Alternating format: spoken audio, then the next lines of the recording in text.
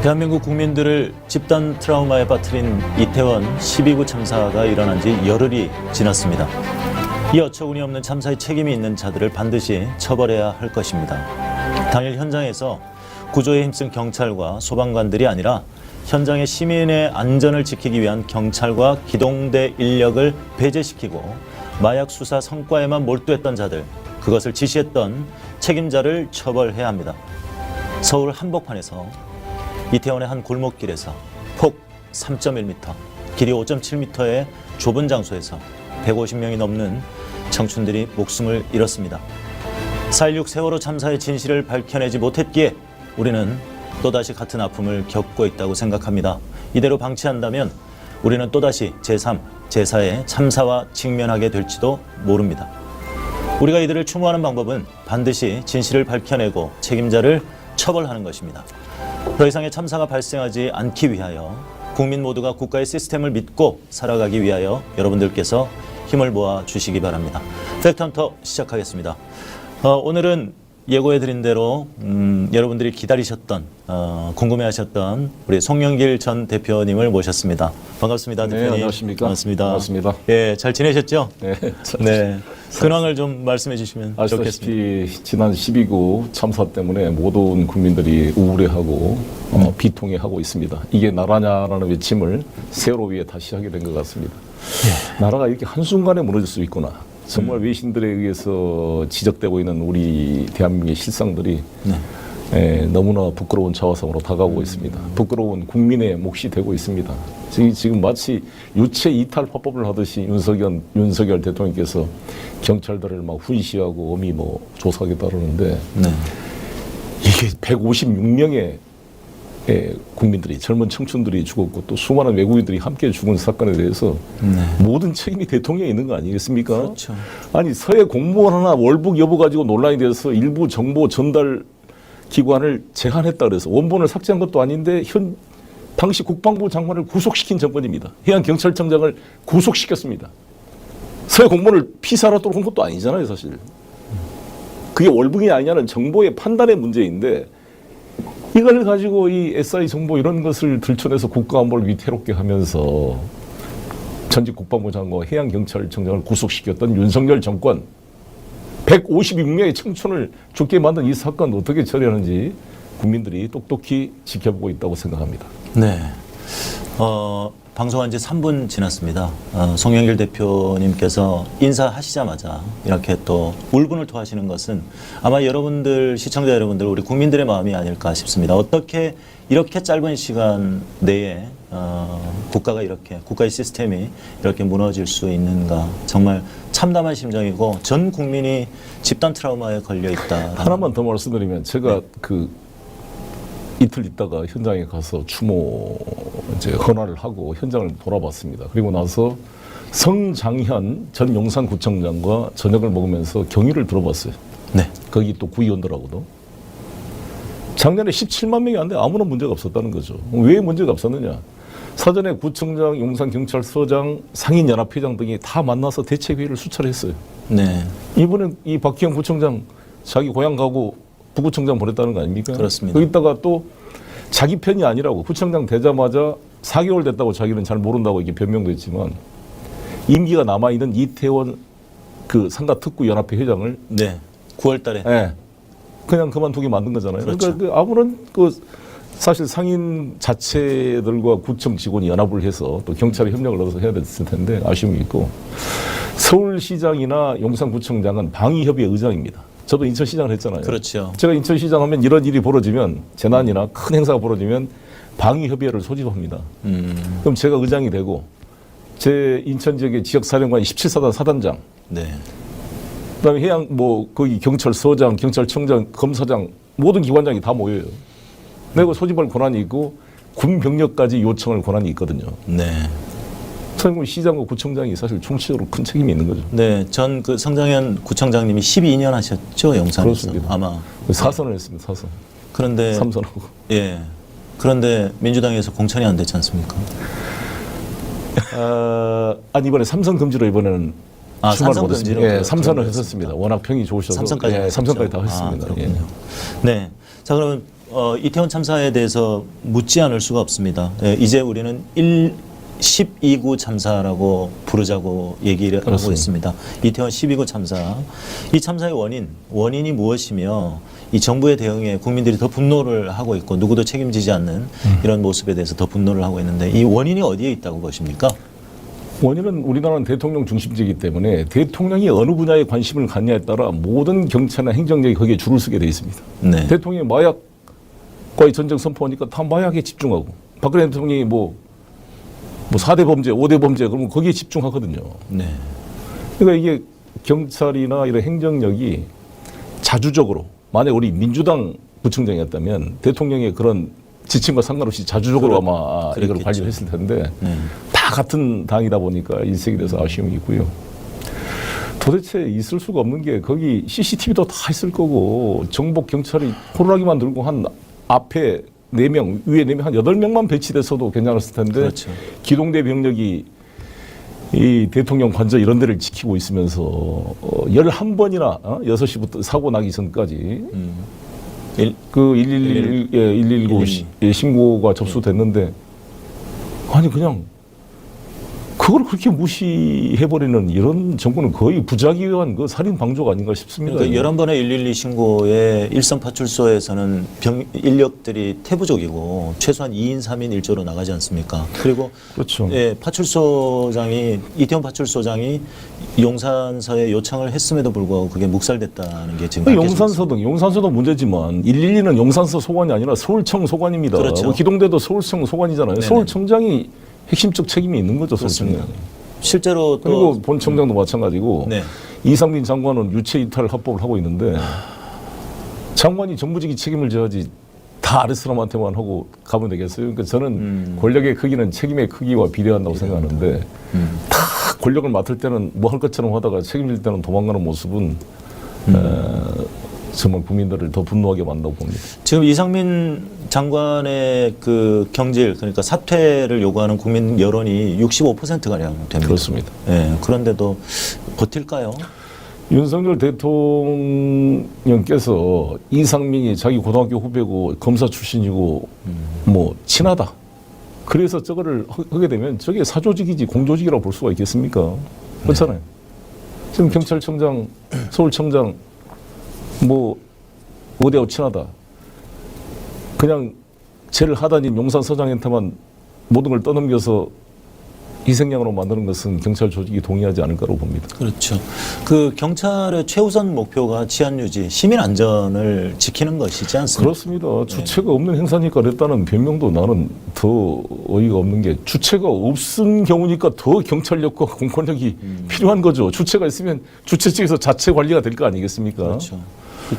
그것도 좀 말이 안 네. 되고. 대표님께서 말씀하신 것처럼 진짜 한 서너 명씩만 이렇게 배치를 했고 과거처럼 이렇게 일방통행으로 이렇게만 했어도 올라가게 했어야죠. 내려오는 길은 그렇죠. 분산시키고. 그 다음 네. 길로 이렇게 했으면 좋은데 그 현장을 또 가보셨다고 하시지 가봤습니다. 않았습니까? 예. 정말 좁거든요. 너무 좁습니다. 예, 좁기 때문에 그게 이쪽에는 막혀 있지만 또 그 뒷길에서 이렇게 내려오는 길은 전혀 상황을 알 수 없고 또 그 저녁에는 매우 시끄럽기 때문에 약간의 통제만 있었어도 이 정말 참사를 어처구니 없는 참사를 막을 수 있었다고 생각하는데 향후 진상 규명을 이 정부에서 자발적으로 할 것 같지는 않고요. 그렇습니다. 꼬리 자르기를 할 것 네. 같은데 향후 진상 규명이나 여기에 대한 어떤 대응 방향 그리고 야당이 어떻게 이 부분을 가지고 싸워야 할까를 좀 말씀해 주시면 당연히 그런 뭐 국정조사나 특검이 검토돼야 한다고 생각합니다. 국정조사, 특검 해야 된다고 생각하죠.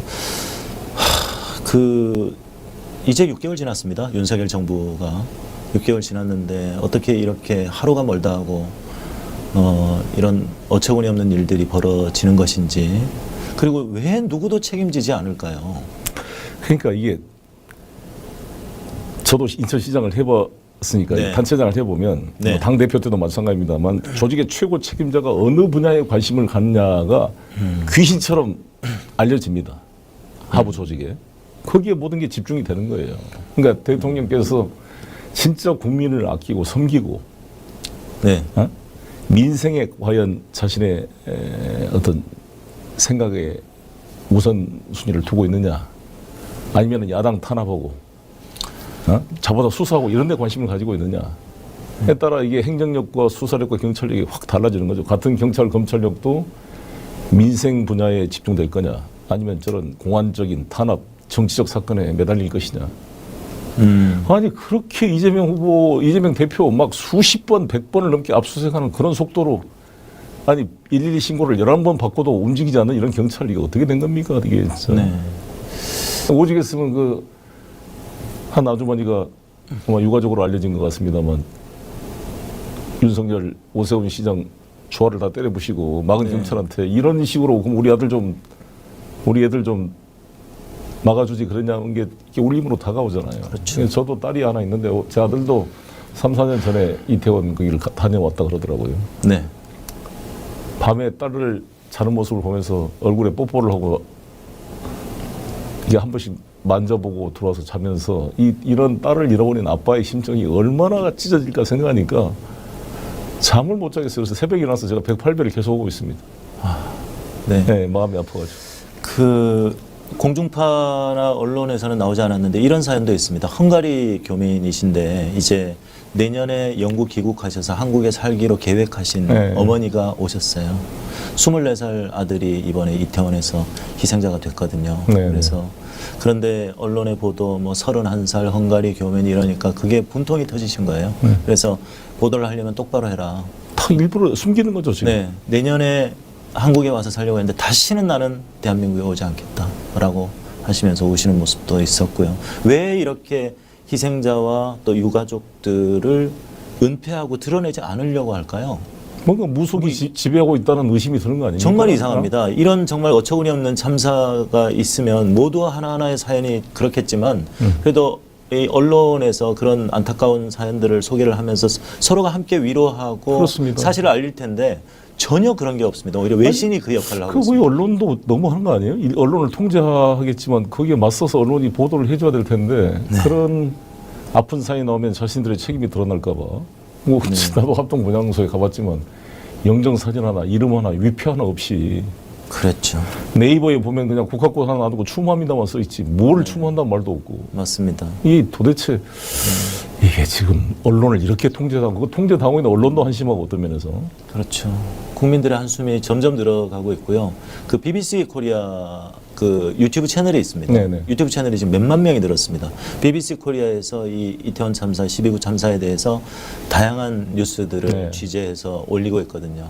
거기에서 생존자의 증언도 나오고 있고 또 유족들의 증언이나 이런 것들도 나오고 있어서 순식간에 몇만 명이 구독자가 늘 정도로 한국의 언론도 정말 이 진짜 한심하기 그지없고 도대체 왜 이러는지 모르겠습니다. 네. 계속 TV가 잘 해주시고. 그렇습니다.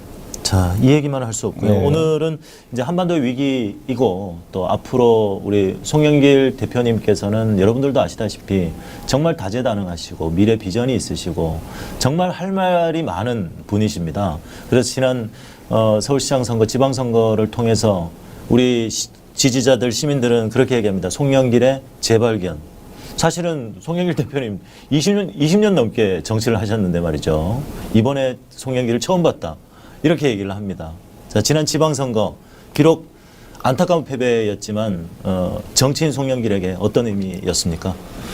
정말 여러 가지 오해도 있었지만 저는 선당 후사의 그런 생각으로 임기가 2년 남은 국회의원직을 포기하고 나서게 됐습니다. 근데 지금 이번 사건이 터지니까 제가 시장이었다면 정말 사전 점검 회의를 해서 이거 철저하게 이태원 축제 이거를 잘 멋있게 승화시켰을 텐데 하는 아쉬움과 죄송함이 크다는 말씀을 드리고 한반도 위기를 저는 이렇게 예견을 했습니다. 저는 윤석열 후보께서 후보 시절부터 너무 대북 강경책 또 선제 타격론 이런 게 나오면서 야 이게 이제 윤석열 체제가 들어서면 남북 관계가 더욱 악화되겠구나라는 생각을 해서 제가 서울시장 후보 대표 공약으로 제시했던 UN 5본부를 서울에 유치하겠다는 게 사실 이런 것을 예견했던 것입니다. 그렇죠.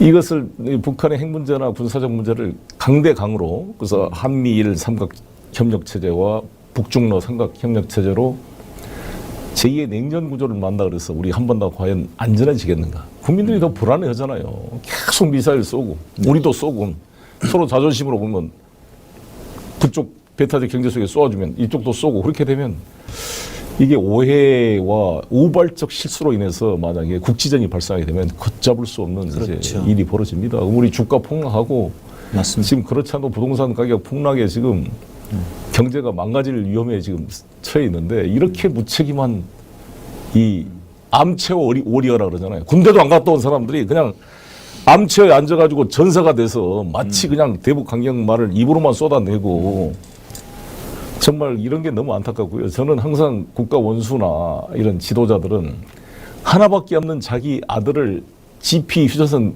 최전선에 군대로 보내가지고 근무하고 있는 아빠의 심정, 엄마의 심정으로 저는 남북관계를 다뤄야 된다. 네. 전쟁 나면 자기 아들이 죽는 거잖아요. 그렇죠. 네. 함부로 이렇게 전쟁 나면 막 도망갈 사람들이 함부로 떠들지 않았으면 좋겠다는 거죠. 네, 맞는 말씀이네요. 지난번에 그 유엔 오본부 설치 그 공약은 저도 정말 신선했고요. 진짜 강대강이 아닌 상대방의 심기를 건드리지 않으면서도 예, 안전을 보장받을 수 있는 어떤 그런 신박한 공약이었다고 생각합니다. 그리고 또 이 경제 문제를 얘기하지 않을 수 없는데 지금 이제 미연준의 금리가 계속해서 올라가고 있고 내년 상반기까지 이제 인상폭이 최대치에 도달할 거라고, 그러니까 상반기 1사분기 정도까지 오를 거라고 합니다. 뭐 4.5%, 4.75%까지 얘기를 하는데 실제로 지금보다 내년이 더 힘들 것이다라고 대부분의 전문가들이 압도적으로 예측하고 있습니다. 어느 정도로 힘들 것인지 나는 FRB 의장도 난 좀 이해가 안 되는데 네. 지금 워낙 미국이 인플레이션 문제가 크다 보니까 이자율을 올려서 인플레이션을 잡겠다 네. 그래서 계속 올리고 있는데 과연 그래서 인플레이션 잡혀질까요? 제 생각에는. 잡지도 못하면서 이자율이 오르면 지금 미국 모기지 금리가 7%를 지금 넘어가고 있거든요. 네네. 우리도 뭐 크게 우리도 다르지 마찬가지. 않습니다. 이제 주택담보대출이 7% 8% 넘어가면요 네, 거의 이제 붕괴 상태가 옵니다. 그렇죠. 그리고 지금 CD 금리가 양도성 예금정서 금리가 기준 금리가 되는데 그게 3.9%가 넘어갔어요. 네. 그렇게 되면 보통 제2금융권 조달 금리가 6, 7%가 넘어가게 되면요 실제 대출 금리는 10%가 넘어가게 됩니다. 이제 그러면 이제 부동산이 거의 이제 마비될 뿐만 아니라 강원도지사 김진태의 그런 무책임한 발언으로 지금 기업 회사채가 인수가 안 되고 있는 거잖아요. 금융이 지금 완전히 경색돼서 이게 지금 올해 말 내년 초면 제2의 IMF 같은 나는 위기가 올 가능성이 크다고 봅니다. 네. 수많은 기업이 부도날 겁니다. 그러니까 부동산 PF 다 중단되고. 예, 뭐 국공채도 지금 상당히 많은 채권을 발행을 하고 있고 한전 같은 경우도 뭐 십몇 조가 늘었더라고요. 잘 인수가 안 되고 있죠. 예, 그러니까 일반 회사채라든지 다른 데는 거들떠보지도 않죠. 그렇습니다. 사람들이. 그렇습니다. 이 김진태발 금융위기가 사실 이 규모로 따지면 뭐 거의 어떻게 막겠습니까? 이거를 뭐 50조, 100조 얘기를 하는데. 금융이라는 게 사실 크레딧이라는 게 신뢰 아닙니까? 신뢰고. 신뢰라는 사회적 신뢰고. 자본. 이게 정치적 신뢰도 마찬가지고 네. 이 경제도 신뢰가 있으면 이자율이 떨어지는 거고 신뢰가 무너지고 불안이 커지면 이자율이 높아지는 거거든요. 똑같은 원리 아닙니까? 그렇죠. 비용이 예, 올라가는 거, 맞습니다. 사회적 비용이 올라가는 거죠. 네. 이게 정치적으로나 경제적으로나 양쪽이 다 지금 비용이 상승하고 있는 것이다. 거기다 이제 군사적 위기까지 오게 되면 걷잡을 수 없어질 텐데 지금 자신이 한 행위가 뭔지 모르고 좀 춤을 추고 있는 게 아닌가라는 안타까움이 있습니다. 네, 알겠습니다. 그 1시간밖에 허락되어 있지 않기 때문에 이제 본론으로 들어가야 네. 되는데요. 저는 오늘 송영길 대표님을 모시면서 좀 희망적인 얘기, 우리 미래 비전, 그리고 또 우리 대표님께서 많은 아이디어를 가지고 계시고 비전을 가지고 계시기 때문에 그런 얘기를 하려고 하는데 그 사이사이에 정말 암울한 상황들이 나오지 않을 수가 없습니다. 희망이 있습니다. 우리 할 수 있습니다. 과거에 우리 김대중 대통령님께서 그 외교라는 것을 또랑을 다니는 네. 소와 같다. 네. 예, 이쪽 풀도 뜯어먹고 저쪽 풀도 뜯어먹고 균형 잡힌 외교를 해야 된다. 특히 대한민국의 상황에서는 그런 얘기를 하셨는데 지금 한반도 문제를 들어가 보면 남과 북 그리고 중국과 러시아, 미국과 뭐 이런 일종의 치킨 게임이 시작이 되고 있습니다. 지금의 한반도 정세를 어떻게 보시는지요? 지금 우크라이나 전쟁을 보면서 우리가 상당히 걱정을 하잖아요. 예. 우크라이나가 전쟁을 막을 수 있지 않았을까? 꼭 전쟁을 갔어야 했나 걱정이 드는데 우리 한반도도 제3차 세계대전의 화약고가 될 가능성이 있습니다.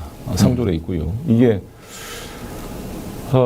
우리 윤석열 대통령께서는 일본과의 협력을 그렇게 그렇게 강조하는데 그렇게까지 매달릴 필요가 있을까라는 의구심이 드는데 저게 아버님이 스쿠바 대학 일본 문무성 장학금을 받아서 공부를 하다 보니까 일본에 대해서 우호적 생각을 과도하게 가지고 있는 게 아닌가. 저는 그것보다는 생각부터 천공이라는 천공의 사람이 지식. 계속해서 강요하고 있습니다. 천공이. 친일이 우리가 살 길이다 네. 이런 얘기도 하고 그렇죠. 있고 처음에는 안 믿었습니다. 모든 결론은 천공한테 가 있는 거죠. 네, 근데 천공이 하는 얘기대로 다 하고 있습니다. 용산으로 그렇습니다. 옮기는 것도 그렇고요. 뭐 심지어 BTS 공연까지 부산 공연까지도 그렇고 모든 게 지금 천공의 지시. 그래서 나는 서울시장을 중매하면서 제가 공부를 해보니까 예. 우리 서울이 말이에요. 인의예지 신에 따라 만들어졌습니다. 사단 칠정이라는 게 있잖아요. 예. 사단과 칠정. 희노애락 오욕이 칠정이면 인의예지가 사단입니다. 사단인데 인이라는 것은 측은지심. 인의예지에 따라 우리 사대문을 만들었어요. 인이 흥인문 동대문입니다. 네. 의가 돈이문 서대문입니다. 지가 북지문 북문입니다. 지금. 그러니까 얘가 숭례문 남문이고 가운데 종로 2가 있는 보신각이 이 펼칠 볼자에 믿는 신자 아닙니까? 그러니까 이 무신분립이라고 했던 것처럼 정말 백성과 지도자 간의 신뢰, 국민과 국민 간의 신뢰라는 사회적 자본 이것의 기초에서 인의예지와 믿을 신을 기초로 만들어진 게 서울인데 이 사대문을 벗어나서 이 용산이라는 이 땅에 가서 정말 이게 모든 일이 여기서부터 문제가 발생하기 시작하고 있는 거 아닙니까? 그러니까 집 나가면 고생이란 말이 있는데 왜 좋은 집 놔두고 나가서 이 고생을 시키고 자기만 고생하면 좋은데 경찰을 고생시키고 국민들을 고생시키는지 이해를 못 하겠어요. 이게 우리 가만히 생각해보니까 합리적으로 해석이 안 되는 건 결론은 천공으로 가는 거잖아요. 예. 그러니까 이게 니콜라 2세가 라스푸틴이라는 그런 괴성한테 자기 왕비가 놀아나가지고 그 러시아 제국의 멸망을 앞당겼던 것처럼 공민왕이 신돈한테 놀아나다가 고려가 망해가는 것처럼 되는 게 아닌가 하는 걱정이 커지는 거죠, 벌써. 지금 윤석열 정부 외교가 뭐 균형 잡힌 외교라고는 도저히 볼 수가 없고 일방 외교이다. 그리고 또 이 정말 철저하게 비굴할 정도의 어떤 그 친일을 하려고 하는 일본에 굽신거리려고 하는 이런 것들. 지금 이 향후 이 윤석열 정부의 향후 외교 전망이 어떻다고 보십니까? 질문하기도 좀 그렇습니다만. 자신의 독자적 영역을 계속 스스로 축소시키는 게 아닌가. 그러니까 미국의 구도대로 일본이라는 나라와 정보 교류 협력, 뭐 지소미아 정도도 지금 하고 있는데 굳이 같이 함대까지 와가지고 대잠수함 훈련을 그것도 독도를 자기 땅이라고 주장하는 동해 수역에서 그 한미일 그 대잠수함 군사 훈련을 할 필요가 있는가에 대한 의심이 있잖아요. 왜냐하면 북한이라는 나라가 이재명 대표도 이야기했지만 GDP 규모 50분의 1이고 국방비도 형편없고 핵무기 빼놓고는 일반 재래식 무기는 우리하고 게임이 안 되잖아요. 그렇죠. 거기다 우리는 세계 최강의 한미연합 병력이 또 있잖아요. 미군의 확장 억지력이 있고. 그런데 뭘 부족해서 일본까지 데려오냐고. 그럼 일본을 데려오면 그것은 모든 게 비용이 따른 거잖아요. 공짜가 없잖아요. 일본이 우리 훈련에 끼어들면 어떻게 돼요? 그러면 중국과 러시아가 우리 대한민국을 가상 적국으로 만들게 되면 북한의 미사일에 대해서도 우리가 안보 위협을 느끼고 있는데 중국과 러시아라는 이 군사 강국이 대한민국을 가상 적으로 만든다 그랬을 때 대한민국 안보가 얼마나 위험해지겠습니까? 그렇죠. 그 이번에 또 관함식 우길기를 달고 온 그렇습니다. 일본 함대 기시다가 올라와서 그 우길기에 대놓고 우리 대한민국 해군이 경례를 했지 않습니까? 글쎄 정말 너무 부끄러운 일이고요. 사실 자위대는 사실 군대도 아니잖아요. 헌법 위반입니다. 어떤 면에서. 그럼요. 일본 평화법 제9조 위반인 면도 있는데 이것을 기정사실화시켜주는 면도 있고요. 후보 시절에 윤석열 후보 시절에 일본이 유사시에는 들어올 수 있지만은 이라는 얘기를 했는데 그렇죠. 그것이 실제로 그렇게 생각을 하는 것 같습니다. 유사시 일본의 한반도 진출 가능성도 있다고 보십니까? 이 정권이? 그렇죠. 이렇게 가면 그렇게 될 수 있을 텐데 국민이 용납하지 않을 거고요. 이승만 대통령 같은 분도 알려지기로는 6.25 때 일본군이 도와준다 그러니까 그러면 총대를 거꾸로 매겠다 이런 그런 에피소드 전해져 있잖아요. 뭐 사실 여부가 체크된 건 아니지만 저는 그 말씀드린 대로 우리 대한민국 국가 안보가 매우 중요한데 저는 대한민국의 자주적 국방력과 한미연합 전력으로 충분히 커버가 되는 것이다. 그리고 오히려 북한의 도발을 막는 것은 중국과 러시아의 협력이 훨씬 더 일본 간의 협력보다 더 결정적으로 중요하다. 왜? 중국과 러시아가 대한민국과의 협력 관계에 있으면 어떻게 북한이 도발을 하겠습니까? 이제까지 그렇게 해왔지 그렇죠. 않습니까? 그렇게 더 안정하고 실제로 북한의 추가적인 핵실험이나 장거리 미사일을 통제할 수 있는 힘도 중국, 러시아가 더 있는 거지 일본한테 있겠어요? 그러니까요. 이게 어리석잖아요, 사실. 러시아는 기술 이전도 많이 해줬고 상당히 우호적이었고요. 네. 중국과는 뭐 지난 30여 년 동안 노태우 정부 때 이제 이 천안문 사태 이후에 정말 저는 노태우 정부가 가장 잘한 선택 중에 하나가 인정할 수는 없지만 선택 중에 하나가 중국과의 교류였다고 저는 생각하거든요. 그렇습니다. 가장 많은 이익을 대한민국에 또 안겨줬고 윤석열 정부가 들어오자마자 처음으로 대중무역 적자를 지금 계속 기록하고 있습니다. 예, 정말 심각한 문제라고 생각하고요. 이제 이런 우리가 상상도 못하는 이 윤석열 정부를 만나 보니까 또 과거에 우리 대통령님들이 생각이 나는데 노무현 대통령님 이런 말씀을 또 하셨어요. 비가 많이 와도 대통령 탓인 것 같고 비가 적게 와도 대통령 탓인 것 같다. 어떤 그런 마인드로 아까 대표님께서 말씀하신 것처럼 내 자식을 최전방에 보냈다는 마음으로 이 남북 관계를 생각을 해야 되고 또 외교를 생각해야 되고 한다는 거하고 똑같은 거 아니겠습니까? 그런 것들을 원한다고 보는데 우리 국민들은요. 네. 북한의 핵실험이 이제 임박하지 않았나 하는 그런 보도가 지금 나오고 있습니다. 그러면 한반도 정세는 더 위험한 상황이 또 예상이 되고요. 모든 면에서 불안한 윤석열 정부에 대해서 이러다가 전쟁이 날 수도 있지 않느냐 그런 불안함을 호소하고 있습니다. 이 정부 그리고 또 민주당은 어떻게 대처를 해야 될 것인지 말씀해 주십시오. 그래서 그런 국지전이 발생할 가능성, 꼭 의도되지 않더라도 서로 간에 이제 감정이 격앙되고 이렇게 전쟁 일종의 방어전이라고 하는 명분 하에서 서로 간의 군사훈련의 강도가 강해지게 되면 당연히 국지전이 발생할 수가 있죠. 그럼 정말 심각한 위기에 빠질 수 있기 때문에 저희 민주당에서는 이 정당의 국제 외교 활동을 좀 강화시켜야 한다고 봅니다. 이재명 대표 만나서 그 문제도 제가 좀 상의를 하려고 하는데요. 네. 사실 우리나라의 정당 외교에 가장 뛰어난 역량을 보이신 분이 김대중 대통령이셨고 대통령 되시기 전부터 총재 시절부터 야당 대표로서의 국제 외교 역량을 보여주었습니다. 그 다음이 저는 송영길 대표님이라고 생각합니다. 감히 못 따라가지만 그거를 모델로 저는 노력을 하고 있는데요. 이번 이제 지금 오늘 선거가 진행 중이죠. 이제 11월 8일 미국 중간 선거가 되면 435명의 미 하원 의원, 연방 하원 의원과 35명의 상원 의원, 또 36명의 주지사를 뽑습니다. 근데 아마 상하 모두가 다 공화당이 이기지 않을까 돼 있는데 공화당이 이기게 되면 양면성이 있다 보여요. 미국 내부의 민주주의의 위기, 이게 큰 혼란이 발생하겠지만. 북미 관계에서는 트럼프의 재등장으로 김정은과 트럼프의 브로맨스가 다시 재현될 가능성도 있기 때문에 양면성이 있지 않는가 생각합니다. 네. 공화당이 우세할 것이다라고 보시는 거죠? 네.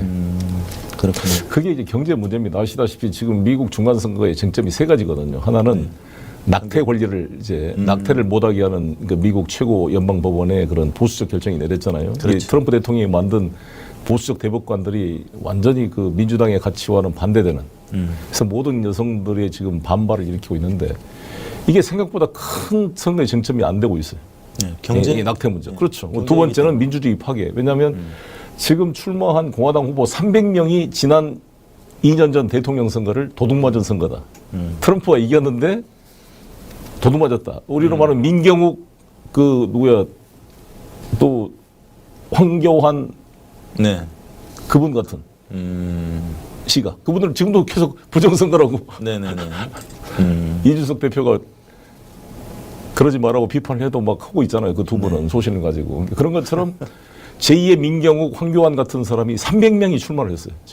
지금 미국 공화당 후보로. 근데 이분들이 대부분 당선돼 들어오면 완전히 미국의 헌정 질서가 다 이제 민주주의의 기본 제도 개념이 흔들릴 같은 위험이 있거든요. 그래서 지금 마지막 최종 유세 때 오바마 대통령, 클린턴 전 대통령, 바이든 대통령이 민주주의가 지금 위기에 빠졌다고 호소했지만 그게 좀 늦은 감이 있거든요, 호소가. 그리고 너무나 인플레이션 때문에 가스값 오르고 계란값이 우리나라가 지금 한 판에 한 7,000원, 8,000원 올 텐데 그 12개짜리 더즌이 한 뭐 5달러, 6달러가 지금 가고 있어요. 그 계란값이 우리나라보다 더 비싸졌어요, 지금. 미국 계란값이. 그러니까 미국 서민들의 불만이 이제 폭발해서 경제가 다 다른 이슈를 잡아먹고 있는 것 같습니다. 지금 예상하시는 대로 상하원이 공화당이 다 우승하게 되면 트럼프가 바로 출마 선언하겠죠. 재도전을 하겠다고 그렇습니다. 지금 얘기를 한 상황입니다. 만약에 그럼 공화당이 우세하게 된다면 이게 또 한반도에 미칠 영향은 어떻게 예상하세요? 저는 트럼프 대통령이 북미 정상회담을 한 것을 높게 평가합니다. 사실 싱가포르 회담에 대해서 높게 평가를 하고요. 하노이 회담에서 이 존 볼턴의 방해로 안 된 것이 아쉬운 거였지만 나는 트럼프 대통령이 다시 정치 일선에 나온다면 북미 관계를 돌파하는 어떤 역할을 해내는 그게 좀 기대되는 면이 있습니다. 네, 그렇게라도 되면 예, 좋겠네요. 자, 이제 한 30여 분도 채 안 남았는데 이제 오늘의 하이라이트입니다. 여러분들이 잘 모르실 수도 있습니다만은 송영길 대표께서 오랫동안 주장해 오셨던 이야기를 하려고 합니다. 이른바 반도 세력론, 이제 우리 미래 비전에 관한 이야기를 할 텐데요. 자, 둥근 것이 강한 것이다. 송영길 대표님께서 외치시는 이 반도 세력론, 이게 어떤 이야기인지를 일단 개괄적으로 설명을 한번 해주시면 좋겠습니다. 우리는 한반도, 반은 섬이란 뜻입니다. 반도란 말은. 근데 우리는 반이 섬이 아니라 4분의 3이 이 바다로 쌓여 있고 4분의 1이 대륙과 연결되어 있는데 그것도 분단되어 있기 때문에 우리 남한은 완전히 섬보다 더 고립되어 있습니다.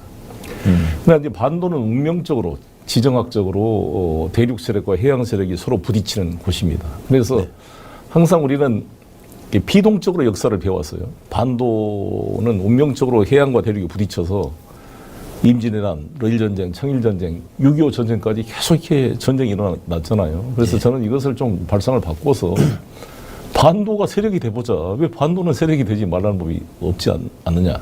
이탈리아 반도가 남북이 통합됐어요. 지금 북이탈리아, 남이탈리아의 갈등이 큽니다만 하나로 되니까 천년의 로마 제국을 만들었고 이베리아 반도가 힘을 모으니까 스페인, 포르투갈의 그 정말 무적의 해상 제국을 건설했던 것처럼 할 수 있다. 우리가 발칸반도처럼 서로 분열돼 싸우면은 정말 1차 세계대전의 발화점이 됐던 유럽의 화약고가 될 수가 있는 거고. 그래서 저는 한반도는 항상 갈림길에 서 있다. 크로스로드에 서 있다. 이탈리아 반도의 길을 갈 거냐, 발칸 반도의 길을 갈 거냐. 영어에 발카나이즈라는 말이 있습니다. 발카나이즈. 발칸처럼 되게 만든다. 이게 서로 분열돼서 싸우게 만든다. 이런 뜻입니다. 예. 이게 발칸 반도, 발칸이라는 말이 원래 터키어로 산맥이라는 뜻이라는데 발카나이즈라는 영어의 신조어가 만들어진 것처럼 발칸 반도는 한 우리 한반도의 2배, 한 50만 스퀘어킬로미터 되니까요. 네.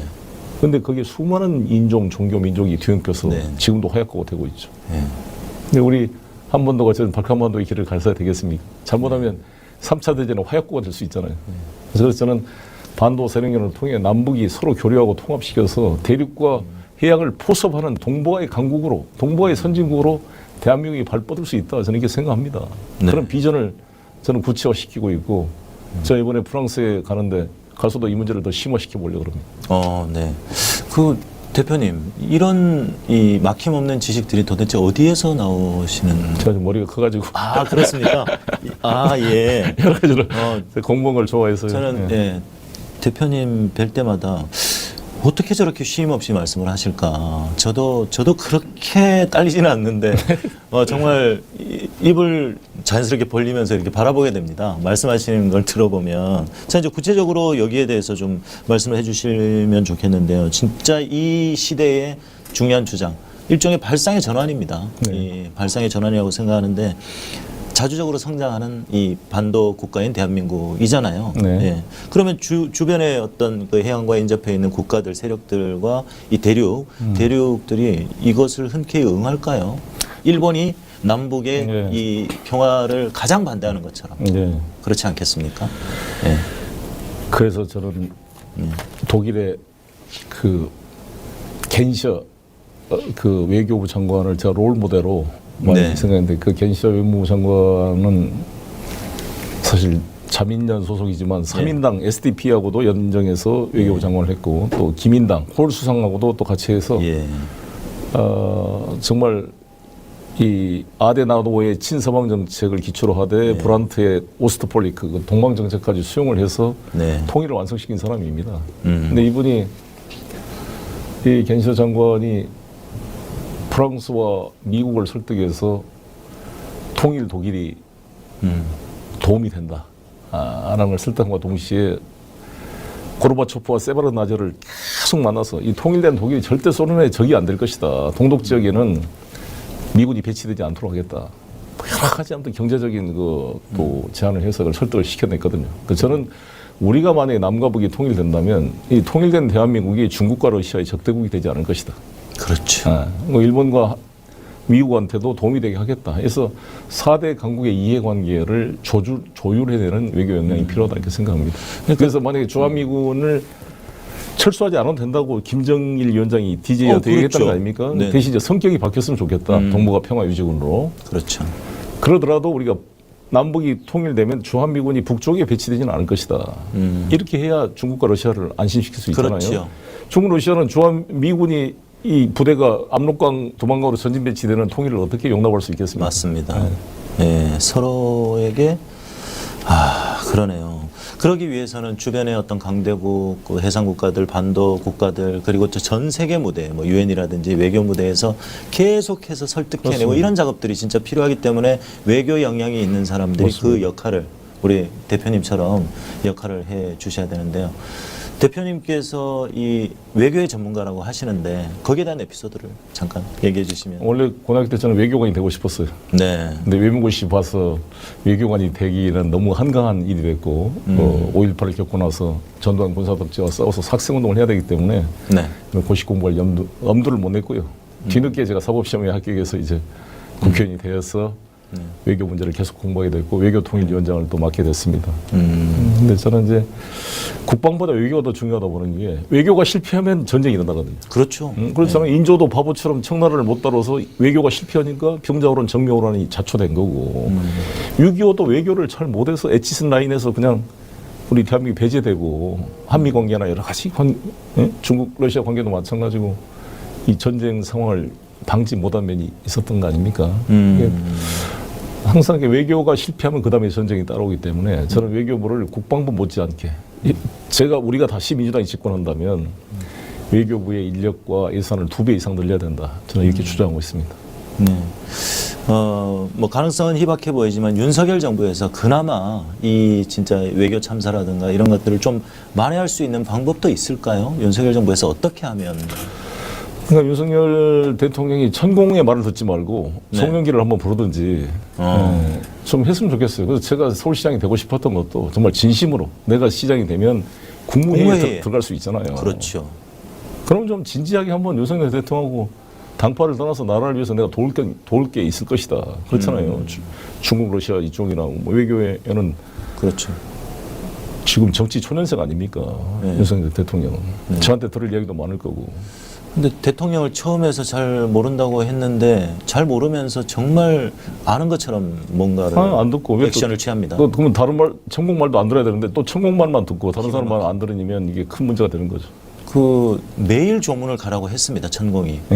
예. 그러니까 진짜 매일 갑니다.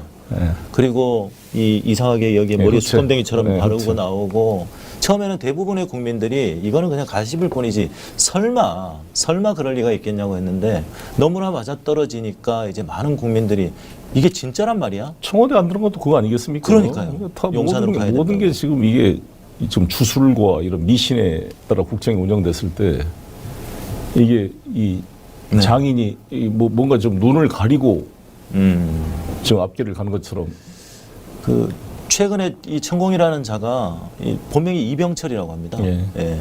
그 천공이라는 자가 이제 내가 직접 전면에 나서겠다는 뉘앙스의 얘기를 했습니다. 제발 빨리 나서줬으면 좋겠습니다. 그래야 더 많은 국민들이 이래서는 안 되겠다고 생각하고 뭔가 액션을 취하지 않을까 싶고. 국정농단이라는 게 최순실 사건도 마찬가지지만 선출되지 않는 권력. 예. 이 사람이 국정을 좌지하는 게 국정농단이라는 거 아닙니까? 그렇죠. 제2의 국정농단이 지금 진행되는 게 아닌가 걱정이 큽니다. 네. 자, 그 뭐 많은 방법들을 얘기를 해주셨는데 조금 더 명쾌한 게 있을까요? 이 모두의 이 반도 세력론에 이 주변 국가라든가 모두의 견제를 이겨내고 또 세계를 설득하고 평화를 정착할 수 있는 어떤 방법에 대해서 조금만 더 얘기해 주신다면. 거기에서 저는 우리 대한민국이 가지고 있는 그런 여러 가지 문화적인 힘이나 기술, 세계 최고의 조선 반도체 기술 이것과 네. 함께 저는 핵심적으로 제가 고민하는 게 뭐냐면 핵융합 발전입니다. 핵융합. TSMC가 하나가 대만에 있기 때문에 대만의 안보가 지켜지는 면이 있잖아요. 맞습니다. TSMC를 포기할 수 없기 때문에 미국이 대만을 지키는 데 참여할 것이 아니겠습니까? 그렇죠. 안 그러면 이제 해외 투자를 해서 미국 본토로 TSMC를 다 이전시키려고 하겠죠. 네. 미국 입장에서는. 네. 그러면 대만은 이제 반발하겠지만, 어쨌든 TSMC가 대만의 어떤 그 핵이라 할 정도로 중요한 것은 그렇죠. 시스템 반도체 세계 시장의 넘버원이기 때문에 그렇습니다. 그러면 저는 우리 지구 온난화 문제나 에너지 위기, 원전의 문제, 재생에너지 논란을 다 이길 꿈의 에너지가 핵융합이라고 봅니다. 인공 태양을 만든 것입니다. 그런데 우리나라가 인공태양. 핵융합 발전을 김대중 대통령 때 시작해서요. 대덕에 단지가 있고 엊그제 제가 네. 단지 다녀왔습니다. 와, 네. 우리 이경수 박사가 우리 민주당 비례대표 후보였잖아요. 지금 7개국이 연합해서 약 20조에서 30조 규모로 이터라고 핵융합 발전 실험로를 프랑스 프로방스에 건설하고 있습니다. 네. 제가 이번에 프랑스 파리에 가게 되면 거기를 좀 들를 예정입니다. 네. 그런데 우리나라 K스타라는 우리나라 핵융합 발전이요. 네. 핵융합 현상이라는 것은 태양과 똑처럼 원자가 분열되는 게 아니라 융합을 통해 에너지가 나오는 건데 네. 중수소가 이제 결합을 해서. 근데 이 핵융합의 그 발전이 발생하게 되는 게 1억 도에서 융합 현상이 발생합니다. 이게 토카막이라는 데서 플라즈마를 통해 1억 도를 만들어내는 게 중요한데 우리나라가 세계 최초로 10초, 20초, 지금 30초까지 성공했어요. 세계 넘버원입니다. 네. 이 30초가 적은 게 아니라 대단한 게 뭐냐면 시청자들 이걸 예를 들어보십시오. 1903년도에 라이트 형제가 최초로 비행기 동력 비행에 성공했어요. 네네. 한 10초에서 한 50 몇 초까지 했습니다. 그런데 1914년도 1차 대전 때는 전투기가 생산되고 39년, 40년 2차 세계대전 때는 폭격기가, 제트기가 만들어질 정도로 불과 3, 40년 만에 이 항공산업이 성장했습니다. 마찬가지로 이 핵융합 발전이라는 게 우리나라가 30초를 만들면 100초를 만들잖아요. 이게 문턱입니다. 스트레스홀드입니다. 이 문턱을 넘어서게 되면 300초까지는 이제 안정화되면서 핵융합 현상이 연쇄 반응을 일으키게 됩니다. 네. 그러면 상업화가 가능해지는 거예요. 그러면 이거를 성공시킨 나라가 나는 세계를 지배한다고 봅니다. 그래서 우리 대한민국이 모든 국력을 위해서 나는 핵융합 발전을 주도해서 나가야 된다. 네. 저는 그 핵융합 발전에 저기 전도사를 제가 자임하고 지금 공부를 하고 뛰고 있는데 지금 눈이 번쩍 뜨이는데요. 자, 이거는 뭐 조금 웃기려고 하는 질문이긴 한데 누구였죠? 지금 대통령실 보좌관 하는 경기도지사 나왔던 국민의힘 누구예요? 네, 김은혜. 아, 김은혜. 네. 김은혜 씨가 얘기했던 그 타임루프 그거하고 비교하면 어떻습니까? 그거는 그냥 소비하는 거고 이건 에너지를 네. 모든 이 권력의 원천한 게 에너지를 누가 하냐. 석유를 가졌던 오페크가 에너지 네. 힘을 가졌던 것처럼 나중에 이제 수소를 누가 만들었냐는데 수소를 만드는 전기 에너지가 핵융합에서 나오는 거니까요. 그리고 이제 원전은 브릿지 에너지로서 역할이 있지만 이것은 이제 원전 폐기물과 안전성 문제 때문에 지속 가능할 수는 없는 거 아니겠습니까? 그래서 저는 핵 폐기물이 하나도 나오지 않는 꿈의 에너지, 인공태양, 에너지. 핵융합의 시대로 갈 수밖에 없다. 그래야 나는 지구를 보존할 수가 있고 2050년 탄소 중립화 사회가 만들어질 수 있는 거지. 태양광 풍력만 가지고 탄소 중립을 만들기는 역부족입니다. 그렇다고 원전으로 계속 올 수도 없고. 그런데 이 핵융합을 우리가 뚫어낼 수가 있다고 보는 거죠. 대한민국이. 와, 대단하네요. 네. 뭔가 희망적입니다. 자, 여러분 꼭 그 네이버나 지식인에 한번 찾아보시기 바랍니다. 핵융합 발전, 인공태양, 퓨전, 영어로는 퓨전 파워라고 그러는데 우리나라 원래 비빔밥 아니에요. 비빔밥. 네. 우리나라 문화가. 예, 그리고 송영길의 반도 세력론 오랫동안 주장을 해오셨습니다. 예, 그리고 자, 이제 거의 뭐 마지막 질문이 될 텐데 저도 제 방송을 하면서 앞으로 우리는 제2 한반도의 시대를 열어야 된다. 이것은 선택의 문제가 아니라 대한민국이 살기 위해서 또 북한도 살아야 되니까 네, 네. 우리가 서로 살기 위해서 정말 남과 북의 교류가 필수적이고 네. 정말 안타까운 것이 대한민국이 좌와 우로 나눠져 있고 영남선과 호남선으로 네. 나눠져 있어서 네. 정말 나라를 생각을 한다면 적어도 이 남북 문제만큼 대한민국의 미래에서의 제2의 한반도의 시대는 함께 동의해야 되는 것 아니냐. 근데 왜 이것이 좁혀지지 않느냐. 그런 안타까운 얘기를 많이 하는데요. 네. 이 만약에 한반도의 평화체제가 이제 구축이 되고 정말 우리가 길이 트여지고 열차로 유럽을 가고 바이칼 호수를 가고 이런 시대가 온다면 그리고 또 남북의 경제적인 교류가 활성화된다면 과연 어떤 세상이 펼쳐질까요? 저는 그게 가능할 수 있다고 보는데 저는 김대중 대통령이 열었고 노무현 대통령이 뒤따랐고 문재인 대통령이 안간힘을 통해서 이 정말 신의 옷자락을 잡으려고 했던 이 남북의 창을 네. 지금 닫혀지고 있는데 난 다시 열어질 수가 있다 이렇게 생각합니다. 그것은 뭐냐? 네. 북한은 우리가 운명적인 존재잖아요. 우리 체제를 그렇죠. 위협하는 측면이 있습니다. 그래서 국가보안법과 우리가 튼튼한 국방으로 그 북의 도발을 막는 것이고 또 하나는 같은 동포로서의 통합의 대상이에요. 우리나라 헌법이 명령하고 있습니다. 민족의 영토. 평화 통일해라고 해놨잖아요. 헌법 전문에 정의, 인도, 동포로서 민족의 단계를 공고히 하고 평화적 통일을 추진하라고 대통령이 선서할 때 하고 있는 거예요. 국회의원도 마찬가지고. 근데 윤석열 대통령이나 국민의힘 지금 뭐 김기현 이런 사람 뜬 거 보면은 헌법 위반의 발언을 하고 있어요. 네. 멸공 통일이야, 그건. 그건 완전히 전쟁을 하자는 거지. 저게 평화 통일의 이런 이념과 부딪히면이 있고. 그래서 저는 대한민국 대통령의 임무는 한미 동맹과 남북 관계를 상호 모순 대립하는 관계를 어떻게 통합시켜서 북미 관계를 정상화시켜낼 것이냐 과제거든요. 네. 91년도에 남북한이 유엔 동시 가입하면서 92년도에 우리가 중국과 국교를 수립하고 90년도 그 전에 소련과 국교를 수립했거든요. 그럼 마찬가지로 북한도 미국, 일본과 국교를 수립해야 교차 승인이 되고 국제관계가 안정이 될 거 아닙니까? 지금도 미국과 북한이 군사적 적대 관계, 전쟁의 상태에 있으면 어떻게 한 번도 문제 해결되겠어요? 그걸 해결해 달라고 지금 북한도 아우성치고 있는 거잖아요. 맞습니다. 실제 어찌든 간에 그것 때문에 핵을 개발하고 있다고 외치고 있거든요. 그렇습니다. 그러면 핵을 포기하게 만드는 길은 뭐예요? 불가침 협정 체결하고 북미 간의 국교 관계가 정상화되면 핵을 포기시킬 수가 있는 거 아니겠어요?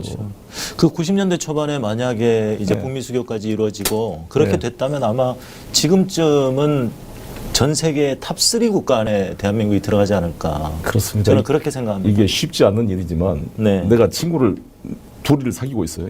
A라는 친구와 B라는 친구. 네. 근데 A, B 사이가 너무 사이가 안 좋아. 어. 셋이 만날 수가 없어. 난 따로따로 만나야 돼. 이거 너무나 비용이 많이 들고 네. 둘이 싸우고 또 A, B가 왜 나하고 놀지 너 B하고 노냐. B는 너 왜 A하고 만나냐 이렇게 공격하면 양쪽에서 죽을 맛이잖아요. 근데 네. 뗄 수 없는 여기 나오는 형제 관계야. 핏줄을 나는. 여기는 우리를 도와주는 아주 중요한 그렇죠. 또 친구야. 네. 그러면 이 화해를 삼자가 모여서 하나로 화해시켜내는 거잖아요.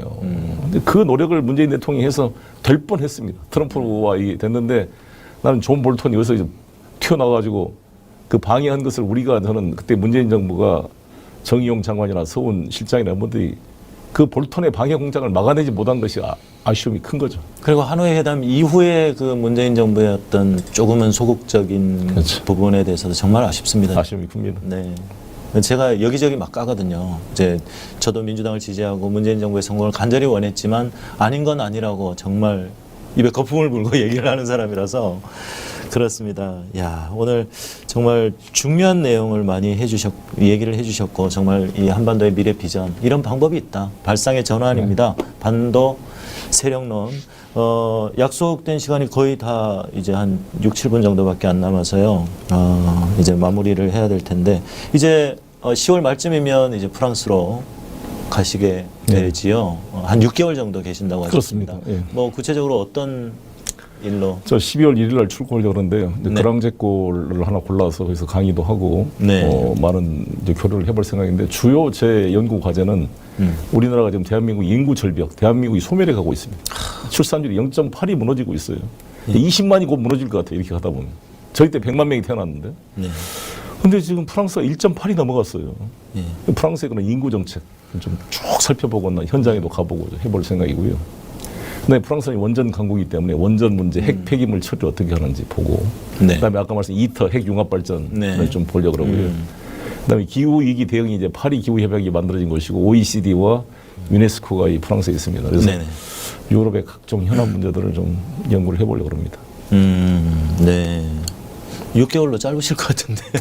열심히 해보겠습니다. 아, 네. 그러시면 혼자 가시는 거세요? 외롭지 않으시겠습니까? 뭐 거기 또 많은 동지들이 있으니까요. 네. 네, 질문이 올라왔습니다. 네. CC는 잘 있습니까? 네, 잘했습니다. 그러시군요. 네. 이제 보내드려야 될 시간인 것 같습니다. 여러분, 자, 질문 2가지만 받도록 하겠습니다. 올려주시면, 우리 송영길 대표님을 오랜만에 모셨는데, 다들 반가우시죠? 예, 정말 반가우실 텐데, 동접자는 왜 이렇습니까? 여러분, 좋아요 눌러주시고요. 네. 질문 2개만 받고 보내드리도록 하겠습니다. 두 분 다 목소리도 좋다. 예, 목소리도 좋습니다. 목소리만 좋은 게 아니라. 예. 가지 마세요, 송영길, 유유. 네. 연구 많이 하고 오셔서 나라를 위해서 많은 일 해주세요 하셨고요. 네. 정말 저도 그 우리 대표님 그 서울시장 선거 나오셨을 때 제가 전담을 하면서 많은 분들이 이제 이재명 후보에게 많이 관심이 또 쏠려 있었단 말이죠. 그래서 제가 선언을 한 바람에 나는 송영길을 전담하겠어 이러면서 이제 따라다니면서 했는데 정말 이런 지방선거는 없었습니다. 정말 행복했고 특히 그 용산에서의 그 열광 어땠습니까? 그때 기분이라는 거 정말 20년 넘게 정치하시면서 기분이 좋았습니다. 뭐 비록 선거 결과는 좋지 않았지만 선거 과정에서 네. 너무나 같이 일체감을 느꼈고 또 많이 배우게 되었고 또 제가 하고 싶은 이야기를 마음껏 할 수가 있었고 그렇죠. 근데 그게 이제 씨앗이 되면서 한 번 더 질풍 같은 용기를 네. 불어낼 수 있는 씨앗이 뿌려졌다 이렇게 아직도 다 생각합니다. 기억하십니까? 예. 한 번 더 나에게 질풍 같은 용기를 거친 파도에도 굴하지 않고 여기서 항상 한 박자 늦게 부르세요. 그래요? 네, 그때가 생각이 나네요. 지난 지방선거. 네. 자, 6개월 동안 이제 프랑스로 떠나셔서 많은 연구도 하시고 또 강의도 하시고 그러고 또 돌아오셔서 더 단단해지셔서 지금도 충분하시지만 돌아오셔서 정말 큰 일을 해 주실 거라고 저는 믿어 의심치 않습니다. 여러분들도 많이 기대해 주시고 잊어버리지 말아 주시고요. 그리고 또 외통수 매주 수요일 3시지요. 네네. 예, 매주 수요일 3시 4회 분량이 남아 있습니다. 이동형 TV에서 하는 외통수도 정세현 전 통일부 장관님과 송영길 후보님 두 분이 나오셔서 외교와 통일의 수제들, 수다가 아니라 외교 통일의 수제들이 나와서 정말 격조 높은 품격 높은 토론을 또 이야기를 비전을 보여주실 겁니다. 네, 많이 기대해 주시고요. 자, 마지막으로 우리 시청자분들에게 또 우리 민주 시민 여러분들에게 또 대한민국 국민 여러분들에게 예. 전 세계가 정치가 양극화되고 있습니다. 전 트럼프 대통령이 지금 중간 선거에 바이든 민주당을 공산주의자로 규정하고 때려부시자 그러고 이 공화당 그 후보들의 그 독서를 보면서 야 심각하구나. 민주주의의 본산인 미국이 저렇게 양극화된 거 보면서 지금 뭐 이탈리아에도 파시스트 쪽 사람이 네네, 출연했다 그러고 우경화에 막 물결이 되고 있습니다. 그렇죠. 우리나라도 이 태극기 부대와 이게 그래서 사실 우리가 0.73% 이겼으면 저는 저쪽 윤석열 지지자들이 국회의사당을 다 점거했을 것 같아요. 예. 우리처럼 이게 신사적으로 승복한 민주당이 어디가 있습니까? 그렇죠. 그래서 저는 정치를 하면 할수록 김대중, 노무현 두 분의 말씀이 진리인 것 같아요. 행동하는 양심, 깨어있는 시민의 조직된 힘이 민주주의의 최고의 보루입니다. 팩트TV 시청자 여러분, 민주주의는 항상 극우든 극자에 의해서 이 파괴될 위험을 가지고 있는 불완전한 체제입니다. 그러나 우리가 한 명의 뛰어난 독재자 영웅보다는 다수의 대중의 목소리가 그래도 위험을 방지하고 발전시켜 왔다고 믿기 때문에 이 대중의 집단적 지성을 믿기 때문에 민주주의를 하고 있습니다. 그러나 민주주의가 타락하지 않으려면 깨어있는 시민의 조직된 힘이 필요합니다. 팩트TV와 함께 우리 민주 역량을 강화시켜 나갑시다. 네, 마지막 말씀도 멋지십니다. 지난주에 그 우리 촛불 집회가 이태원 그 12구 참사 추모 집회로 열렸습니다. 거기에 그 미카엘 신부님께서 나오셔서 그런 말씀하시더라고요. 프란체스코 교황님께서 오셔서 세월호 배지를 다셨단 말이죠. 다셨는데 이제 비행기를 타시면서 배지를 떼시는 게 어떠냐고 했더니 교황님께서 이렇게 말씀하셨습니다. 인간의 고통 앞에 중립은 없습니다. 그것이 김대중 대통령님의 행동하는 양심, 예, 그리고 또 노무현 대통령님의 깨어있는 시민의 조직된 힘과 저는 일맥상통하지 않나 생각합니다. 보내드리고 싶지 않은데 네, 잘 다녀오시고 또 건강한 모습으로 감사합니다. 뵙도록 하겠습니다. 자주 소식 전해주십시오. 예, 오늘 나오셔서 고맙습니다. 네, 채널 고정. 네. 팩트헌터 2부 시작했습니다. 1부에는 송영길 전 대표님을 모셔서 여러 가지 이야기들을 들어봤습니다. 매우 유익한 시간이었던 것 같고요. 나중에 재방송으로도 많이 시청해 주시면 감사하겠습니다. 자, 우리 하 의원 나오셨습니다. 네, 안녕하세요. 팩트헌터 하야 의원입니다. 네, 반갑습니다. 잘 지내셨죠? 네, 잘 지냈습니다. 예. 자, 오늘 주제는 우리 이태원 12구 참사. 왜 정복 경찰이 없었나? 사건입니다. 네, 맞습니다. 예, 다른 매체에서도 많은 보도가 됐지만 그것을 한번 정리를 해봤습니다. 자, 준비한 내용 네. 해주시죠. 제가 이태원 참사를 보면서 계속 의문이 들었던 게 왜 정복경찰이 없었나라는 건데요. 네, 첫 번째 자료를 보시면은 네. 10년 넘게 이제 정복경찰의 통제가 있었어요. 그렇죠. 작년만 해도 정복경찰 50명을 배치해가지고 이태원 일대를 통제를 했거든요. 네. 근데 올해는 아예 배치를 하지 않았다고 합니다.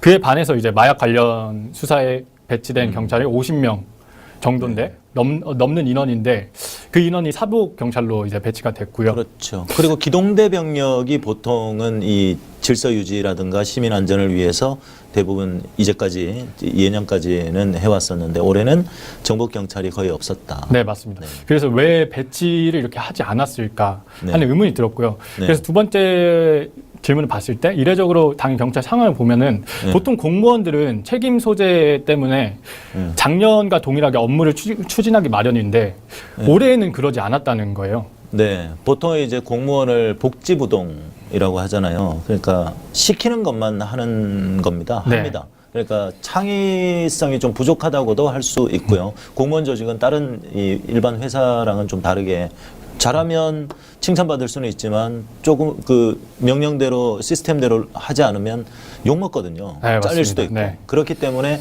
항상 그 기존 매뉴얼을 상당히 중요시하는 집단이기도 하죠. 네, 맞습니다. 예, 맞습니다. 그래서 이제 그 기본 매뉴얼 네. 를 봤을 때 저희가 세 번째 지난번 방송에서 언급했던 이태원 관광특구 상임연합회 요구 때문에 배치를 하지 않았나라는 것을 봤을 때는 이제 112 신고 무대응으로 인해서 그 요구가 깨져요.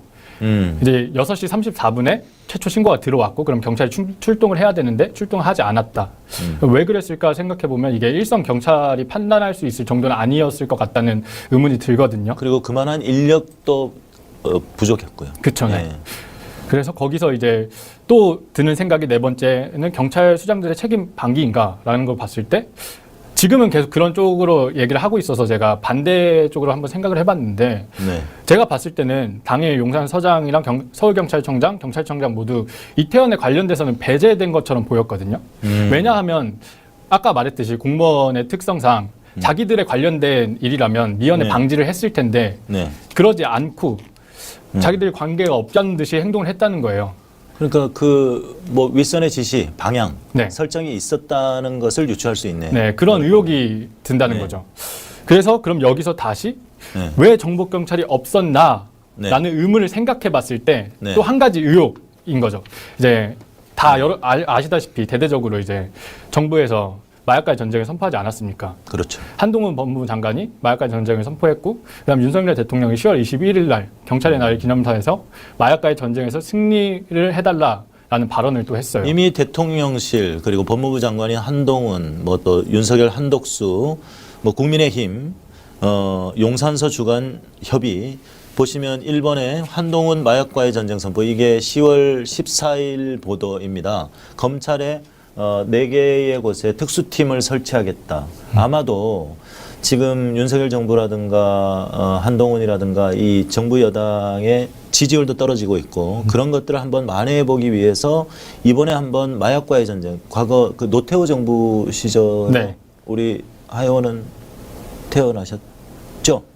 95년도니까 태어나기 95년 전이죠. 네, 전이니까 제가 태어나기 전인 거. 그렇군요. 맞습니다. 네. 그때는 이제 범죄와의 전쟁. 네, 영화로 봤죠. 네. 아, 그렇군요. 영화가 나왔기 때문에 그것처럼 마약과의 전쟁을 선포하고 대통령도 10월 21일에 경찰의 날 기념사에서 마약과의 전쟁에서 승리해달라.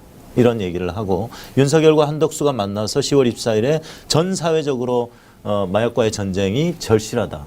이렇게 메시지를 내는 거예요. 국민의힘 당정협의회에서도 국회 본청에서 마약류 관리 종합대책을 내놨고 용산서 협의 주간 협의에서 10월 26일 이거는 이제 그 할로윈데이 네. 행사 전에 불법 촬영, 강제추행 및 마약 범죄 집중 단속 이 밖에도 맞습니다. 모의 총포, 과다 노출, 교통무질서.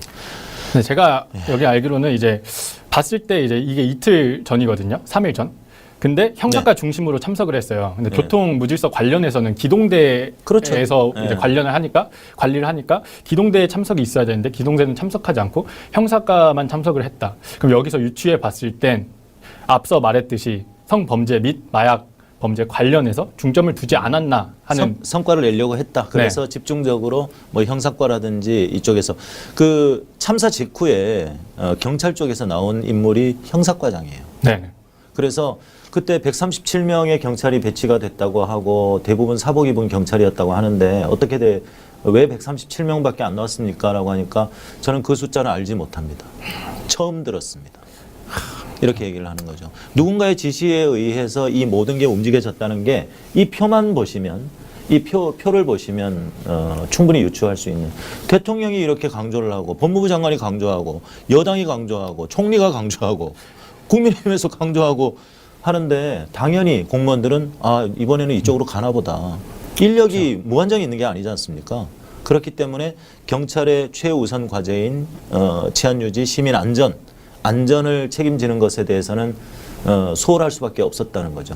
이태원 파출소에서 실제로 여러 건의 신고가 들어오고 있고 지금 기동인력 용산서에 요청을 했다고 합니다. 묵살당했대요. 네. 지금 인력이 필요하다.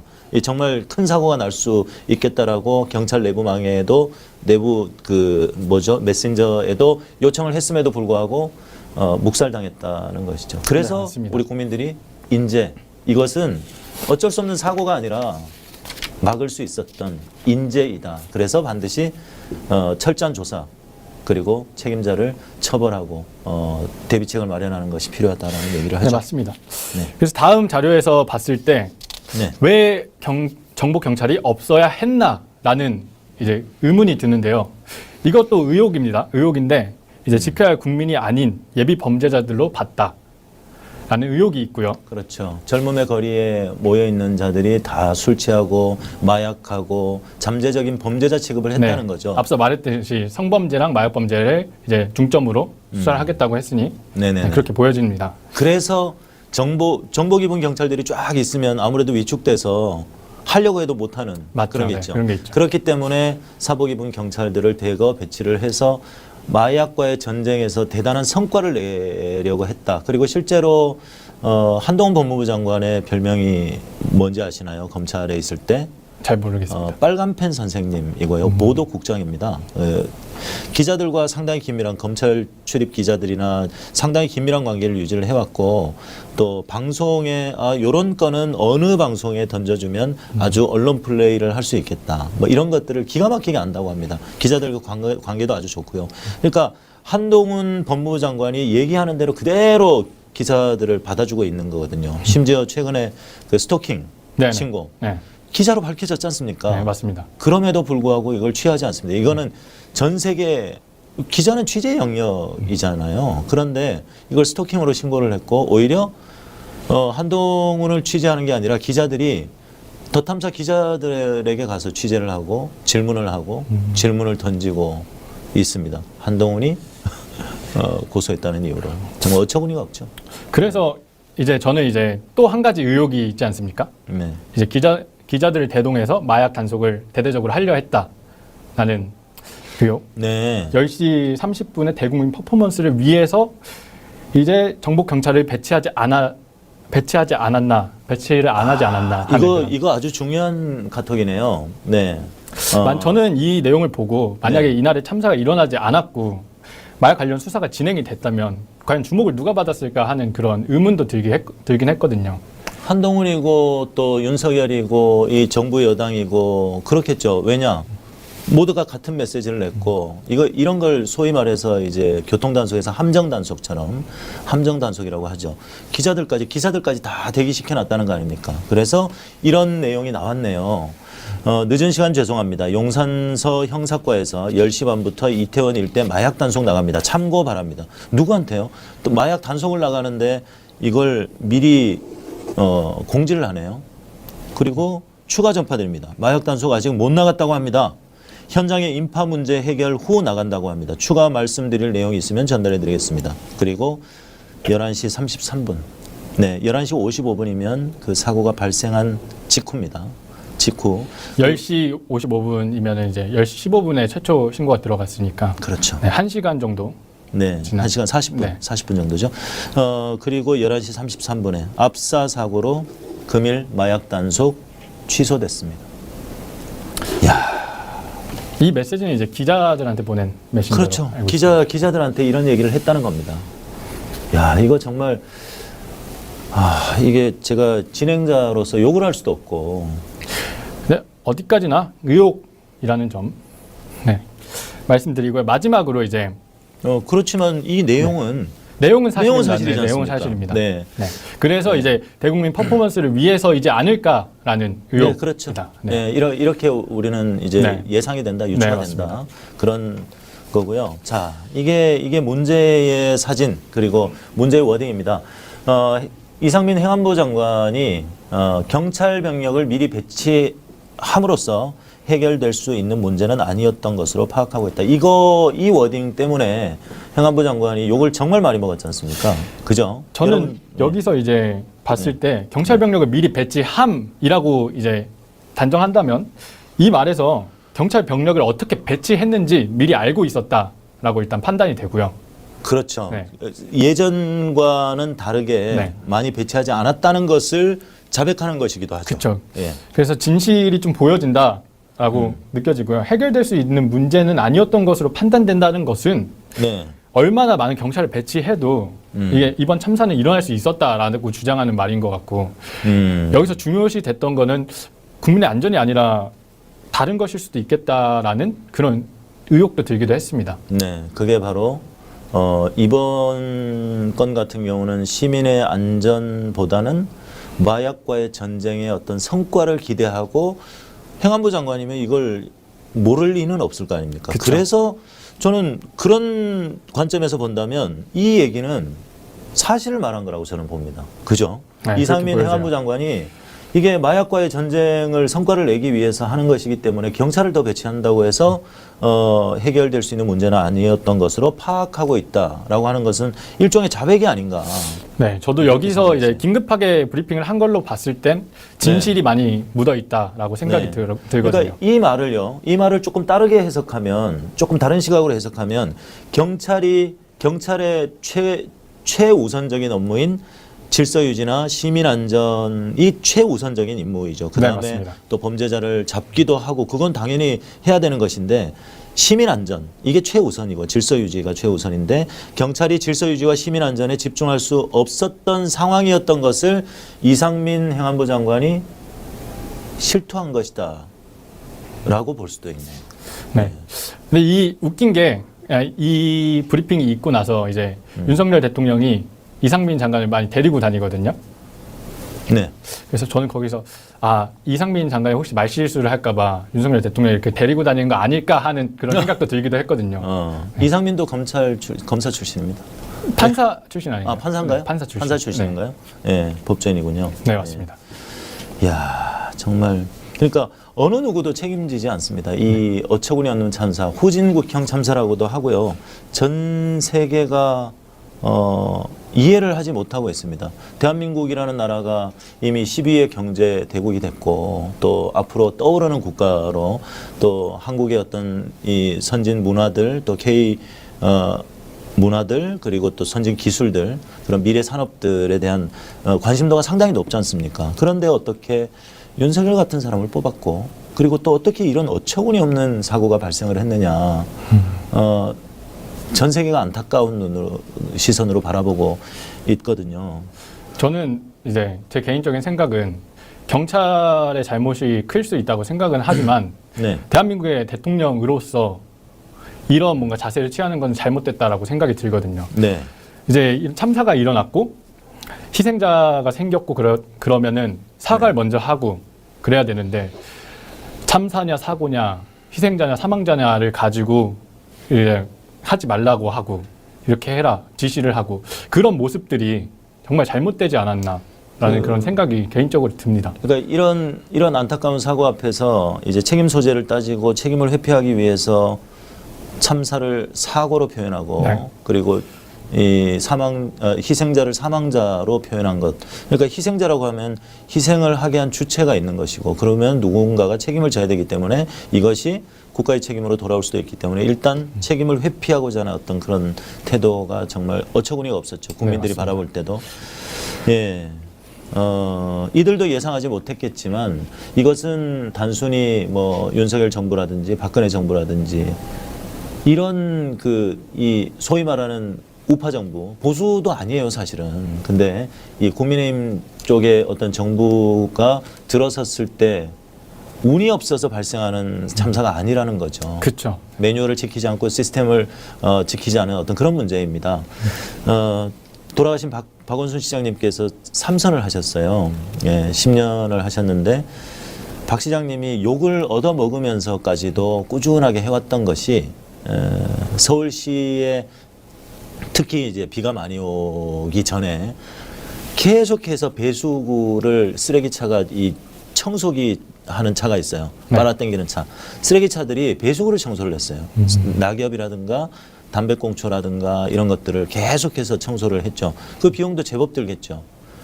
그래서 시민들이 욕을 했어요. 아니 왜 도대체 박 시장은 맨날 도로 청소만 하냐.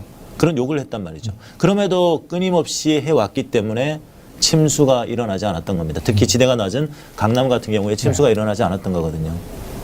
그걸 오세훈이 안 한 겁니다. 그래서 강남 오세이돈이라고 하지 않습니까? 강남이 침수가 됐던 것이고 또 이번 이태원 12구 참사는요 인재라고 하는 것이 그 박 시장께서 한 업적 중에 하나가 그 디지털 상황판을 설치를 한 겁니다.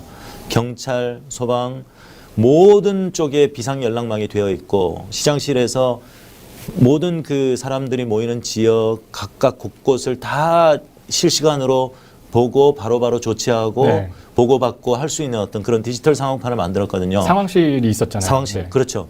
그게 전 세계 200만 이상 되는 도시들 간의 시장들 간의 어떤 그 모임이 있습니다. 거기에서 서울시에 와서 그것을 벤치마킹 해갈 정도로 정말 자랑스러운 업적 중에 유엔에서도 하나였습니다. 상을 받지 않았나요? 그렇습니다. 예. 네. 너무 많이 하시는데요. 예, 공부를 많이 하시는군요. 봤어요. 네. 그랬는데 오세훈 시장이 들어오고 전 시장의 업적을 지우기 일환이었죠. 그걸 없애버렸습니다. 예. 그런 상황실이라도 제대로 있었다면 그걸 그대로 승계해서 제대로 갖추고 있었다면 아마 이런 참사는 막지 않았을까 이런 네. 생각도 듭니다. 네. 마지막으로 매뉴얼만 예. 지켰다면 매뉴얼만 지켰다. 이런 상황이 일어나지 않았다라고 그렇습니다. 말씀드리고 싶네요. 그렇죠. 가치가 어디에 있었는가, 중심이 어디에 있었는가가 정말 중요한 겁니다. 국민의 안전을 최고의 가치로 여겨야 하는데 그렇지 않았다는 것이죠. 네, 맞습니다. 네, 그것이 가장 이번 참사의 원인이 아닌가. 그래서 반드시 진상 규명하고 책임자들에게 책임을 묻고 다시는 이런 사고가 일어나지 않도록 예방책을 마련하는 것, 그런 매뉴얼들을 철저하게 지켜나가는 것, 이것은 과하다 싶을 정도로 해야 됩니다. 한 명의 국민이 소중하고 한 명의 시민이 소중하기 때문에 과하다 싶을 정도로 예산을 또 쏟아 부어야 되는 부분이기도 합니다. 오세훈 씨가 한 것 중에 서울시의 그 오세이돈이라는 별명을 가지고 있는 오세훈 시장이 물관리 예산을 또 상당수 깎아버렸어요. 예. 그렇습니다. 자, 마지막으로 한 말씀 해주시죠. 저는 네.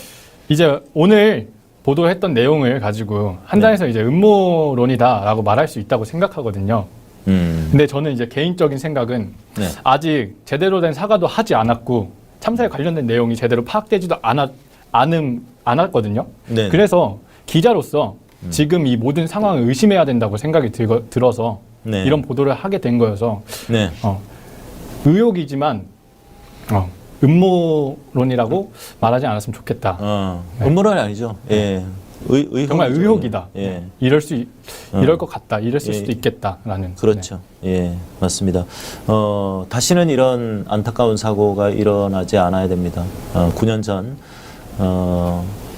세월호 참사 때도 그랬고 우리의 어린아이들이 별이 되었고 또 2022년도 10월 29일 12구 참사도 마찬가지입니다. 우리가 이 안타까운 참사에 대해서 철저하게 대비하지 않았고 책임자를 처벌하지 않고 진상을 규명하지 않았기 때문에 우리 세월호 유족분들도 아직까지 아이들을 보내지 못하고 있죠. 지난 토요일에 세월호 부모님 예찬이 아버지 장훈님께서 그 추모사를 해주셨습니다. 거기에서 이번 이태원 참사, 12구 참사의 국화꽃을 헌화하러 갔다가 결국은 국화꽃을 올려놓지 못하고 왔다. 그 순간이 생각나서 이 아이들이 얼마나 눌려서 억눌려서 무거웠을까. 국화꽃 한 송이조차도 무거울까봐 올리지 못했다는 얘기를 듣고 많은 분들이 눈물을 현장에서 흘렸고요. 네. 그리고 또 그 시를 낭송해 주신 분이 계셨어요. 정말 어르신분들께서 엉엉 우시는 모습을 보면서 모두가 눈물을 흘리셨을 거라고 생각을 합니다. 그래서 다시는 이런 일이 벌어지지 않기 위해서 우리가 또 이 떠나간 우리 젊은이들을 진정으로 추모하는 방법은 책임자를 처벌하고 진상규명을 하는 것입니다. 그래야 진정한 추모가 이루어질 수 있다고 생각합니다. 영정도 없고 사진도 없고 그냥 추모한다고 하는데 도대체 무엇을 추모하고 누구를 추모한다는 얘기입니까? 제가 이태원 분향소를 갔었는데 네. 외국 분들만 이제 영정 사진이 걸려져 있더라고요. 네, 한국인들은 없고. 네. 그래서 참 너무 안타까웠습니다. 정말 왜 이렇게까지 하는지를 모르겠더라고요. 그냥. 네, 알겠습니다. 자, 마무리하겠습니다. 오늘도 마지막은 좀 무겁네요. 네, 이 참혹한 참사 앞에 그 누구도 책임지지 않습니다. 국민들은 제2의 세월호 사건이라고 합니다. 이것은 국가의 책임입니다. 국가는 국민의 생명을 책임져야 하고 무한 책임을 지는 것입니다. 대한민국 정부와 대통령실 그리고 법무부 장관에게 묻습니다. 경찰의 우선 업무가 질서 유지와 시민 안전입니까? 마약과의 전쟁입니까? 국민들의 안전을 최우선에 두지 않는 당신들은 자격이 없습니다. 네, 오늘 팩트헌터 순서는 여기에서 마무리하려고 합니다. 현재 민주당 의원들이 대통령실 앞에서 1인 시위를 벌이고 있는데요. 네, 준비된 영상을 보시면서 팩트헌터 오늘 마지막 인사를 드리도록 하겠습니다. 편안한 밤 되시기 바라겠습니다. 고맙습니다. 국민과 함께하는 분노, 국민과 함께하는 행동이어야 된다고 생각합니다. 그리고 국민과 함께하는 저항이어야 한다고 생각합니다. 주말이면 윤석열 정부를 규탄하는 그러한 국민들의 자발적인 집회가 있습니다. 공식적으로 동참하지는 못하지만 얼마나 많은 국민들이 지금의 여러 가지 정치 탄압과 헌법 유린, 검찰 독재, 29일 이 대참사의 무책임 그 자체의 무능력한 그러한 정부가 드러났습니다. 그동안 애도 기간 동안 중단했던 1인 시위를 앞으로 계속 진행할 것이고, 이 참사의 규명 그리고 일방적인 정치 탄압에 대한 저항을 넘어서서 지금 레고랜드 사태 그리고 고환율, 고물가, 고금리와 같은 삼고 현상에 따른 초유의 경제적인 여러 난국들, 거기에 금융시장에서의 자금 경색들, 이런 것들을 감안한다면 윤석열 정부가 근본적인 국정의 대전환이 있어야 된다고 생각합니다. 그러나 그럴 기미는 전혀 보이지 않습니다. 그렇기 때문에 윤석열 정부는 결코 국민의 동의와 지지를 받을 수가 없습니다. 국민의 동의와 지지를 받지 못하는 정부는 필연코 국민으로부터 외면당할 수밖에 없다라는 말씀을 드립니다. 그동안 팩트TV는 일방적으로 편파적인 언론 환경 속에서 제도 언론이 전하지 않는 진실을 국민들에게 알리는 대한 언론의 역할을 훌륭하게 해왔습니다. 대한민국의 팩트를 말한다. 단지 슬로건이 아니라 팩트TV가 그동안 걸어온 실천이었습니다. 언론의 사명을 잊어버리고 있는 듯한 대다수 제도 언론들에게 참 언론의 길을 일깨워주는 거울 같은 역할을 팩트TV가 해주시길 기대해 봅니다. 물론 팩트TV의 힘만으로 할 수 있는 일은 아닐 것입니다. 많은 시민들의 참여와 사랑과 성원이 있어야만 해낼 수 있습니다. 공정방송을 염원하는 깨어있는 시민 여러분, 우리가 함께 팩트TV를 키워서 희망을 만들어 보지 않겠습니까?